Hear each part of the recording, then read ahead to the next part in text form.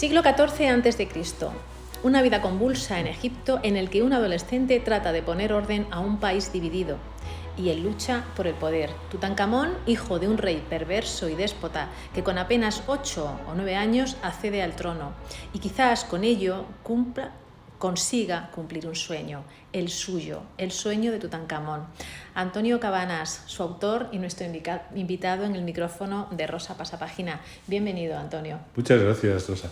Pues un placer haber leído esta historia en la que a todos nos suena Egipto, ¿no? A todos nos suena a Tutankamón. Creo que nos ha impresionado quizás tanto como a ti, pero sin llegar a tanto. Porque te he leído que la primera vez que lo conociste o que lo viste o que fuiste conocedor de él fue estudiando en el instituto. En bachiller, sí. En bachiller. Cuando estudiamos Historia Universal, que es la que estudié yo, y entonces pues los capítulos del Antiguo Egipto salía una imagen de la máscara funeraria, maravillosa esta de oro. Y aquello fue para mí como un efecto llamada, nunca mejor dicho. Parece que inoculó ahí la semilla de la pasión que siento por el Antiguo Egipto. Y ahí fue donde conocí a Tutankamón, que curiosamente, pasando el tiempo y los años, nunca hubiera pensado que fuera a escribir sobre él un libro, ¿no? ¿Cómo lo alimentaste? Porque tienes ese primer recuerdo, pero imagino que lo irías alimentando. Sí, a través de muchos años. El primero, obviamente yo me dediqué luego a otra actividad, pero esto ha sido para mí una pasión tan primaria como mi trabajo, porque yo era un enamorado de mi trabajo, pero siempre estaba allí y en mis ratos libres, mi tiempo, se lo he dedicado a Egipto, al Antiguo Egipto, y por supuesto a toda su historia. Entonces, poco a poco, mi familia éramos todos muy grandes aficionados a la literatura. Mi padre era un gran lector consumado, lo voy a decir, porque leía de todo y un poco nos inoculó ese veneno, entre comillas, ¿no? Desde pequeños. Y ahí pues empezamos a leer y yo empecé a acumular libros sobre el Antiguo Egipto desde pues, el principio de la adolescencia. Íbamos ahí a la Cuesta de Moyano, los libreros, a ver y ya empecé allí a acumular libros y bueno, pues poco a poco esa pasión, pues esa semilla fue fructificando, ¿no? Luego, pues gracias a mi trabajo, que yo he sido piloto de líneas aéreas, pues tuve la oportunidad de viajar mucho a Egipto y ha habido veces, ocasiones o años que iba prácticamente todos los meses. Y he pasado temporadas allí, también largas viviendo. Y bueno, pues aquello lo que hizo fue todavía más, pues fomentar más esta pasión y sobre todo darme acceso al conocimiento de una forma ya un poco más práctica, por así decirlo, ¿no? Es decir, ya pues todo aquello que había leído y me había interesado, pues tenía la oportunidad de ir a visitarlo. Y bueno, pues esto ha sido durante los últimos más de 30 años un poco lo que ha sido mi vida. Egipto y yo hemos ido de la mano. Ya veo. Se cumplen 100 años del descubrimiento de la tumba del faraón más enigmático de la historia. Una escalinata, siempre se cuenta que fue a través de una escalinata que descubrió el arqueólogo Howard Carter.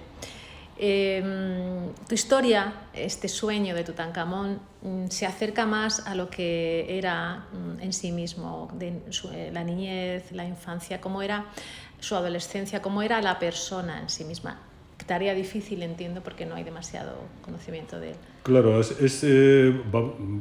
obviamente la novela histórica da la posibilidad de que podamos fabular y utilizar lo poco o mucho que conocemos sobre un personaje para poder abundar en él, ¿no? Es curioso, ¿no? Porque de Tutankamón, que yo creo que contra más se estudia, más falta por conocer. O sea, más misterios. Es una figura misteriosa. Y lo continúa siendo desde el principio, ¿no? Parece que nació con ese halo, ¿no? Y de hecho en su tumba, de los 5.398 objetos que se descubrieron, pues no había ningún documento que nos pudiera decir cómo era él o cómo fue su vida, ¿no? Cómo fue su reinado, o cómo eran sus aficiones y demás. Todo esto lo hemos ido descubriendo con el paso de los años y el estudio, además, a veces detectivesco, de todos estos objetos, ¿no? Entonces hoy sí sabemos muchas cosas sobre él, pero también nos da un poco pie a a pensar que desconocemos otras tantas. Y bueno, pues con todo lo que se conoce, pues creo un poco la imagen de cómo creo que pudo ser este faraón. Y sobre todo lo que me interesaba era un poco el hombre tras la máscara, ¿no? Quién era él, quién está ahí, cómo pudo ser, y sobre todo con todo lo que conocemos mucho de la historia que le envolvió en aquel tiempo, cómo tuvo que desenvolverse un niño, un adolescente y un hombre en los 18 o 19 años que murió prematuramente. Entonces, a través de todo esto, pues Tutankamón nos muestra la faceta de su vida, la de su entorno y sobre todo pues estas intrigas políticas y la historia que sí sabemos y pues el país convulso al que accedió, que eso también se conoce, sí, y que trato de contar con rigor histórico. Ahora hablaremos de esa herencia. Parir y morir iban de la mano. Muchos de los partos terminaban con la muerte de una madre que apenas se quedaba con el recuerdo del recién nacido. Nemech, ¿se pronuncia así? Nemehat. El protagonista. El niño abandonado. Nemej. Sí, Nemej, niño abandonado. Es inmune a los peligros y a las enfermedades y vivía con la despreocupación corriendo por los campos de cultivo sin importarle la presencia de las cobras. Es lo que hablábamos fuera de micrófono, el hilo conductor hasta llegar a Tutankamón. Pero a través de la vida de este personaje nos vas contando infinidad de cosas, nos vas metiendo en ese mundo. Sí, porque yo siempre lo digo, a mí me interesan, soy un furibundo seguidor del ser humano, las personas y sobre todo, pues cómo era la vida en aquella época. O sea, cómo vivía la mayor parte de la gente, no ya en la corte, sino cómo era el día a día de un panadero, de un alfarero o de un pescador, como es en este caso. Y cómo eran sus fiestas, cómo eran sus tradiciones, sus creencias religiosas y sobre todo la superstición, ¿no? Que la magia cubría Egipto por completo, ¿no? Es un país que no se puede concebir sin la magia en aquella época. Ellos eran así y pensaban que todo tenía un porqué que les sobrepasaba, ¿no? Que venía de la mano de los dioses. Por eso ya dijo Heródoto que era el más religioso de los pueblos, ¿no? Siempre lo recordamos. Y ya le pareció y ya los griegos ya tenían dioses. Y bueno, pues siempre me ha parecido que es una manera de acercar al lector a la historia, sobre todo social del lugar, ¿no? En este caso del Antiguo Egipto. Y de la mano de este niño, pues contamos cómo eran sus andanzas, que si nos paramos a pensar, no hace tanto, pues un siglo, 2 siglos, pues los niños jugaban en la calle, corrían, tenían sus aventuras.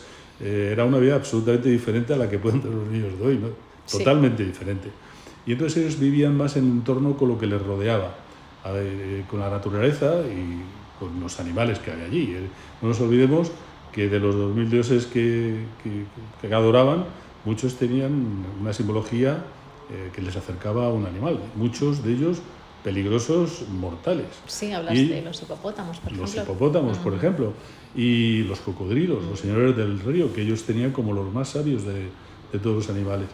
Y sobre todo las cobras, porque las cobras tienen ya una connotación que es lo que me llevó un poco también a acercar, a utilizar esta especie animal, y es que están en el Nemes, que es el tocado de los faraones en la frente, para proteger al faraón de todos los peligros, ¿no? Esa cobra, ¿no? Y es la diosa Wadjet, que tutela el Bajo Egipto. Es una diosa muy poderosa para su mentalidad, pero sobre todo que tiene una simbología que trasciende al resto de dioses. Con lo cual, me pareció que era una buena herramienta para llevar el hilo conductor hacia un faraón, sobre todo a través de un niño que no sabía ni quién era él mismo, ¿no? Desde luego. La riqueza y la pobreza son unas líneas muy marcadas también, incluso a la hora de momificar un cuerpo. Ya lo creo. De hecho, la mayor parte, la inmensa mayoría de la gente no eran momificados. El que tenía suerte, pues lo lo que llamaban, o que lo que Heródoto llamó el embalsamamiento de tercera clase. Claro, sí. que era una simple lavativa para poder deshacer las vísceras y expulsarlas. Pero muchos ni eso. Y no olvidemos que en los tiempos del predinástico se encontraban las momias simplemente cubiertas por la arena, es decir, estaban enterradas y la misma sequedad del clima y el calor que hacen en las arenas del desierto, cubiertos por la arena, ya desecaban el cadáver y le daban pues un aspecto cadavérico, pero en cierto modo momificado, es decir, que los conservaban.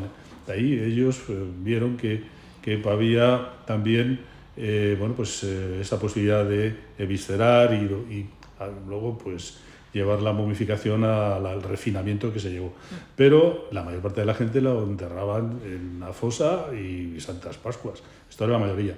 El que podía procurarse pues un embalsamamiento lo hacía, y ya los que podían acceder a una tumba, estos eran un privilegio, eran privilegiados. De hecho, una de las de lo bueno que tenían los constructores de tumbas en Deir el Medina, ¿no? O en el lugar de la verdad, como lo llamaban ellos, era el que les daban por convenio, por así decirlo, un huequecito. Les daban una tumba, ¿no? O sea, esto eran palabras mayores, ¿no? Sí, tenían un huequecito, hombre. Pero no olvidemos una cosa, claro, siempre que pensamos en el embalsamamiento, pensamos en los faraones. Claro, estamos hablando de que, por ejemplo, Tutankamón, pues siempre el proceso duraba 70 días porque había que viscerar, sacar las vísceras, luego se lavaba, se llevaba, se sumergía en natrón el cuerpo durante casi 40 días y luego se tardaba 15 días en vendar una momia.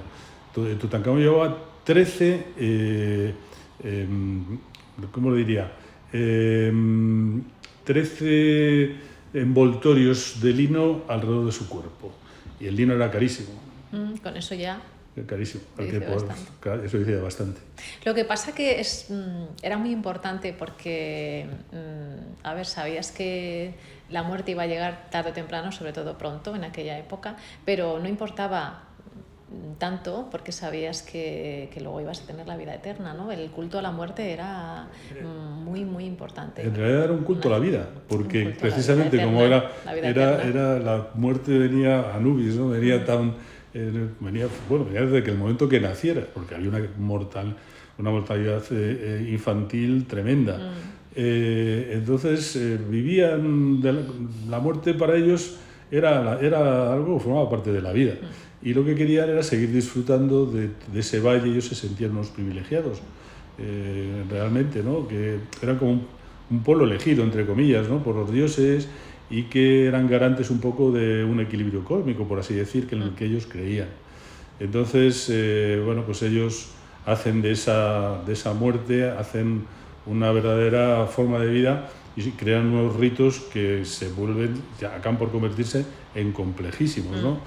Pero en realidad yo siempre digo que la lectura que hay que hablar o de que hay que comentar con respecto a esta obsesión entre comillas de la muerte es que querían seguir viviendo, ¿no? Exacto. Y vivir efectivamente, y que no les faltara de nada. Por eso se enterraban con todo lo que útiles que pudieran tener, ¿no? Aparte de que luego hay connotaciones religiosas que son un poco la respuesta por qué se embalsamaban los cadáveres como se embalsamaban y que había más allá de ese hecho, ¿no? Akenatón decidió cambiar el orden establecido de los dioses tradicionales, dejando solo uno. Dejando uno. Atón. El Atón, efectivamente. El Atón, y que fue ese monoteísmo que nosotros entendemos de una manera diferente a como ellos lo entendieron, porque en realidad lo que hizo Akenatón fue declarar la guerra al resto del cleros. Y esto era una, por así decirlo, una política que habían comenzado ya sus ancestros, su abuelo Tutmosis IV, el famoso faraón que se quedó dormido a la sombra de la Esfinge. Él, si no recuerdo mal, era el 9º príncipe en la escala de sucesión. y no sabemos muy bien qué pudo ocurrir. Sí sabemos que intervinieron cleros por medio, en este caso el de Ra, y lo que intentaron a partir de ese momento fue que los ritos solares de los primeros faraones, en los cuales ellos tenían la preponderancia sobre todo, o el poder sobre todas las fuerzas fácticas que había alrededor, que se fueron creando, como los cleros y la nobleza, volver otra vez a sacar a la luz. Esto es lo que hay detrás. Es una lucha por recuperar el poder absoluto de la realeza. En realidad es un rey absolutista, y él lo que quiere es que su pueblo lo adore. Está el Atón, es como una tríada. Está el Atón, está él y está su esposa Nefertiti. Esos son los tres. Ellos adoran el Atón y el pueblo les adora a ellos. Esto es lo que hay, y por supuesto pues una lucha encarnizada contra los poderes que había, y muy grandes, de cleros como el de Amón, que no olvidemos que casi poseía pues las 3/4 partes de todo el territorio cultivable. Era un poder tremendo. O sea, cuando volvió Tutmosis III de sus guerras en Siria, que fue cuando expandió el imperio hasta el Éufrates, fue yo creo que el lugar más lejano al que llegaron las tropas egipcias. Él donó toneladas de oro al templo de Karnak, al templo. Tutankamón accede al trono a través de la tutela del visir Ay. La verdad es que se esperaba bien poquito de él, ¿no? Porque era una persona tullida, enclenque y enfermiza. Posiblemente la endogamia ayudó a ciertas... Vamos, no le ayudó en nada. Bueno, es que además, y la familia entera tampoco debe estar así, porque claro, podemos imaginarnos, es un periodo de Amarna, que se llama, que es fascinante. Yo siempre hago mención a un arqueólogo egiptólogo británico de los años 30 del siglo pasado, que se llamaba Pendlebury, que él estuvo allí excavando en lo que hoy se llama Tel el Amarna, ¿no? Que es la antigua Amarna. Y decía que era de un periodo de una complejidad asombrosa, y sigue siéndolo. Hoy en día pues se van conociendo más datos, pero también hay muchas conjeturas y muchas teorías. Sin duda la endogamia sí que se conoce que en esta familia era moneda común, porque Akenatón tuvo hijos con sus hijas, no con una sola, sino con dos. Y la esposa de Tutankamón, Angesenamón, tuvo una hija con su padre. Y su hermana Meritatón también tuvo una hija, 2 niñas que murieron seguramente de la peste, una pandemia que asoló en aquella época el país. Y claro, Nefertiti tuvo 6 retoños que eran todas hijas, pero es claro, no olvidemos que Akenatón heredó el harén de su padre, Amenhotep III, que tenía mil mujeres, sí, más las que tuviese Akenatón, propiamente dicha. O sea, podemos imaginar que hubo muchos príncipes, sin duda, pero que no fue suficiente. Es decir, que ellos buscaban un poco esa continuidad, buscando la divinidad sanguínea, ¿no? Por así decirlo, de la familia, ¿no? Por eso se casaron. Y qué duda cabe que trajo consecuencias, porque el pobre Tutankamón tenía de todo, absolutamente. Todo. La familia la abuela ya tuvo escoliosis, pero él se sabe que tenía el paladar partido, una necrosis avascular en el segundo y tercer metatarsiano del pie izquierdo, y luego padeció malaria trópica severa, que pudo ser una causa de su muerte también, y él necesitaba bastones para poder andar. Además, el problema que tenía de cojera era degenerativo, con la edad se volvió todavía más pronunciado. Una vez que hayan la momia de Tutankamón, ¿cómo fue la autopsia?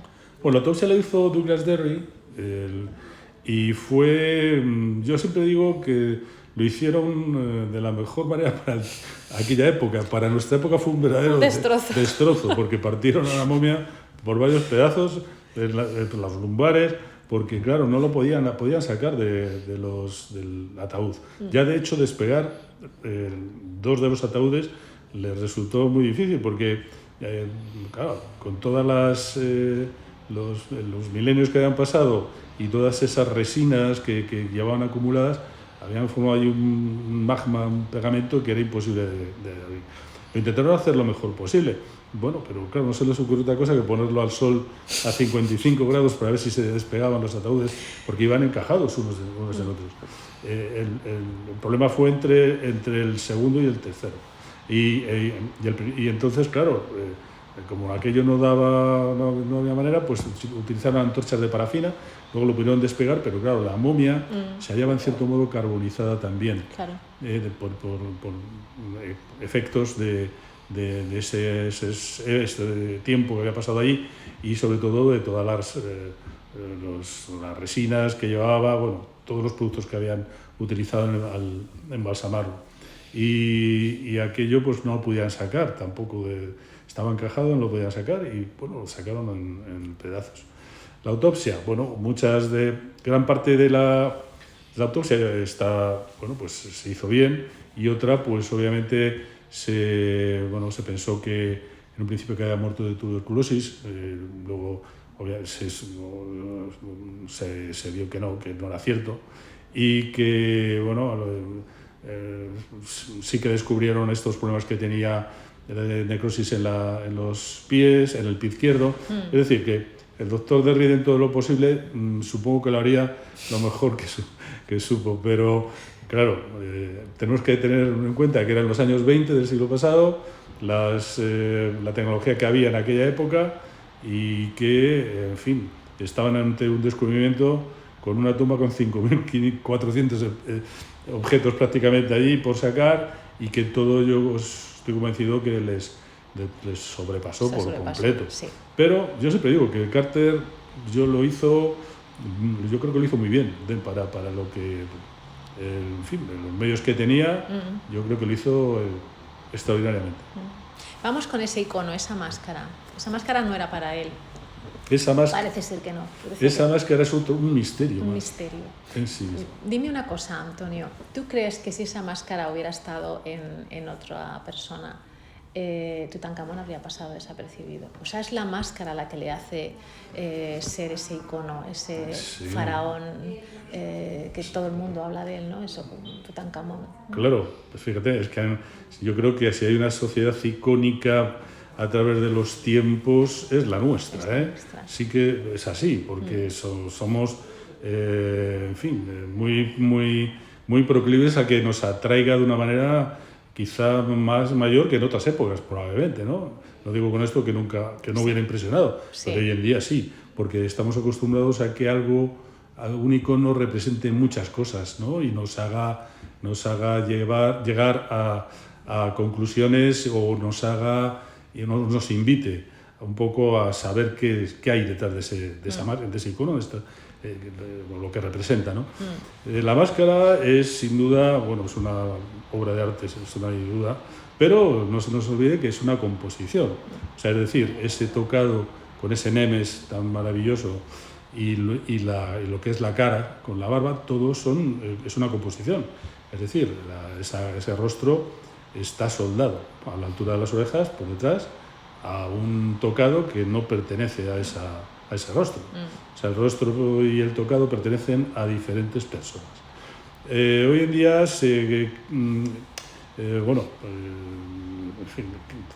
creemos, digo que todos los egiptólogos piensan que es el rostro de Tutankamón realmente, pero no así el tocado, todo lo que lleva alrededor. Los pendientes, ¿no? ¿Tiene agujeros para los pendientes? Tiene, sí, pero está soldado antes de las orejas. Ajá. El rostro.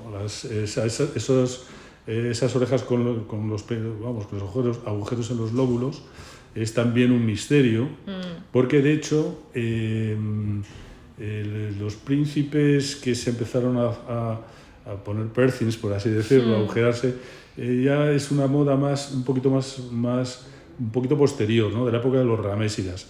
Eso no significa que antes no lo hicieran, pero los faraones no se representaban con agujeros en los lóbulos con anterioridad. Por eso da que pensar que perteneció a otra persona, por supuesto, una mujer seguramente, y lo que sí que se sabe es que cuando Tutankamón fue embalsamado, tenía los lóbulos de la oreja, estaban agujereados porque probablemente se lo hicieran de príncipe, pero se los habían taponado.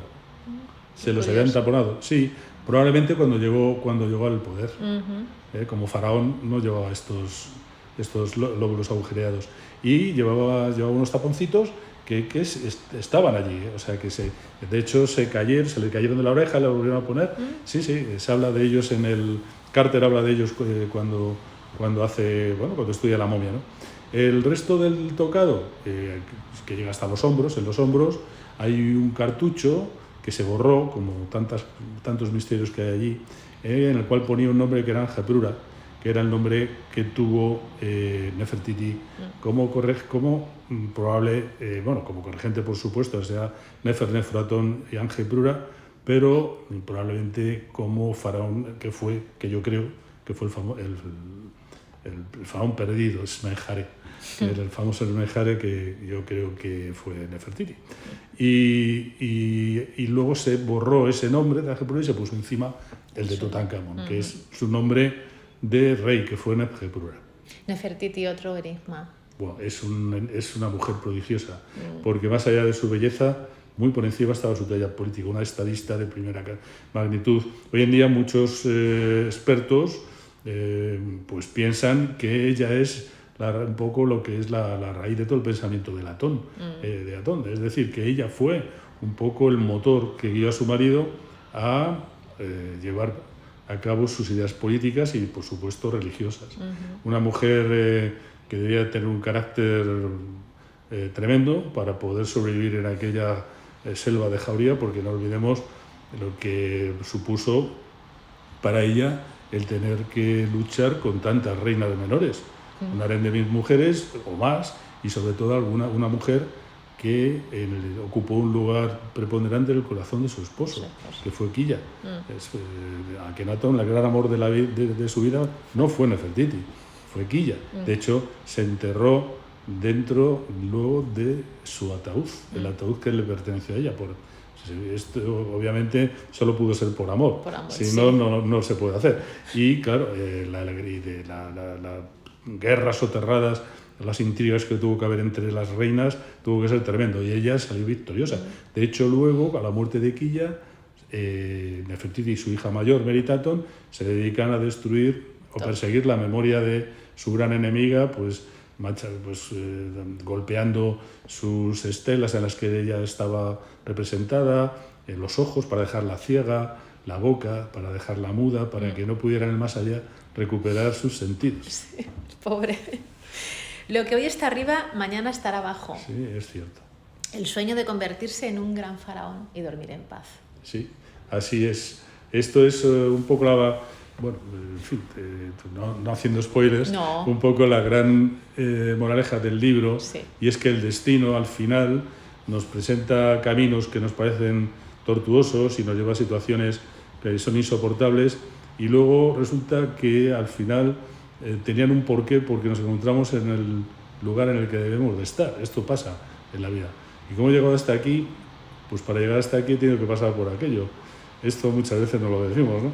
Bueno, pues el dios Shai, que era el dios del destino, en esta obra tiene un papel preponderante, porque sobre todo en esta frase, que luego se utilizó en el Kybalión, famoso de Hermes Trismegisto, que no se lo inventó él. Lo que hoy está arriba, mañana está abajo. Eso es una gran verdad, porque parece que la vida siempre, como dicen, no se me acuerdo esto, mi abuela decía siempre que de aquí todo el mundo se iba con un reparto equitativo, ¿no? Que nadie se iba de vacío. No. Y esto es así. Está claro. Pues muchas gracias, Antonio. La verdad es que es un muchas gracias a vosotros. Escuchar esta historia. Bueno, leerte, como te decía, fuera de micrófono. Y bueno, gracias por todo cuanto me has contado. La verdad es que es un gusto. Pues muchas gracias. Yo encantado de estar pues aquí con nuestros amigos, y que pues invito también a leerla ahora, porque al final es una obra sobre Tutankamón, pero es una obra también sobre ese mundo en el que gobernó, y sobre todo de pasiones humanas, traiciones, la vida misma, las relaciones entre los hombres y las mujeres, y cómo hemos cambiado tan poco en realidad, ¿no? Es decir, que al final anhelamos lo mismo, y también somos capaces de cualquier cosa por conseguir nuestro nuestro objetivo. fin es Sí. muy curioso esto. Muchas maldiciones también. Muchas maldiciones porque estaba dentro de la magia de Egipto. Sí. De hecho, mucha gente que cuando va a Egipto, yo creo que aunque no sepan nada de Egipto, se sienten subyugados por el entorno, y yo siempre digo que es por la magia que envuelve todo. Parece que sí, es así, porque obviamente hay unos monumentos fascinantes, pero muchos en ruinas, no importa, hay algo que parece que hay algo en el aire, ¿no? que se respira, Mm. y es la magia. Y ellos están impregnados de magia, y por eso muchas de las maldiciones, bueno, de los amarres de amor, que hoy, yo no sé, hay mucha afición, ¿no? Todavía. Sí. Pues esto ellos ya los conocían todos, pero vamos, y eran verdaderos profesionales. Yo creo que sí. Y en las intrigas, y bueno, como decían los griegos cuando llegaron allí por primera vez, que iban a estudiar a los templos, ¿no? Pues todos los sabios de Grecia, Platón estuvo 13 años estudiando en Sais.